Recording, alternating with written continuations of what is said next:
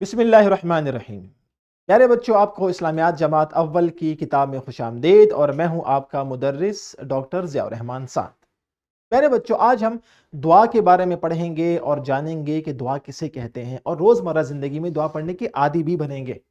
ٹھیک ہے، تو چلتے ہیں اپنے سبق کا آغاز کرتے ہیں۔ آج ہم پڑھیں گے بی لفٹ نمبر 11۔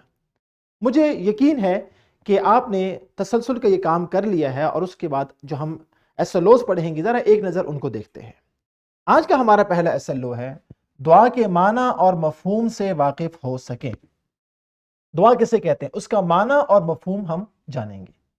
اس کے بعد دعا کو پڑھنے کی اہمیت اور فضیلت سے آگاہ ہوں گے کہ یہ کتنی اہم چیز ہے اور کتنی فضیلت والی چیز ہے، اور ان دونوں باتوں کو پڑھنے کے بعد اپنی روزمرہ زندگی میں دعا کے عادی بھی بن سکیں گے۔ یہ بڑا ضروری کام ہے۔ تسلسل کا یہ کام آپ نے کر لیا ہے نا، اب چلتے ہیں سبق کی جانب۔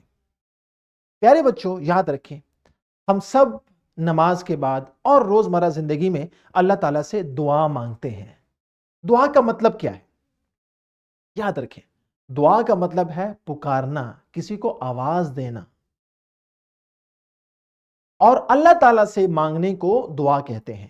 یعنی جو ہم ہاتھ اٹھا کر اللہ تعالیٰ سے دنیا اور آخرت کی بھلائی مانگتے ہیں، نیکی مانگتے ہیں، اچھائی مانگتے ہیں، جنت مانگتے ہیں، اس کو دعا کہا جاتا ہے۔ اور یاد رکھیں، ہم دعا میں اللہ تعالیٰ کو ہی پکارتے ہیں، اسی کا نام لیتے ہیں، اس کو کہتے ہیں دعا۔ تو دعا کسے کہتے ہیں؟ اللہ تعالیٰ کو پکارنا، اس سے مانگنا، یہ دعا کہلاتی ہے۔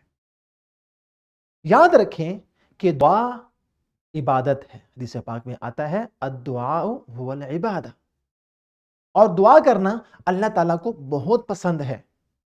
اللہ تعالیٰ دعا کو اور دعا کرنے والوں کو پسند فرماتے ہیں، اور دعا کرنے والوں سے اللہ تعالیٰ خوش ہوتا ہے۔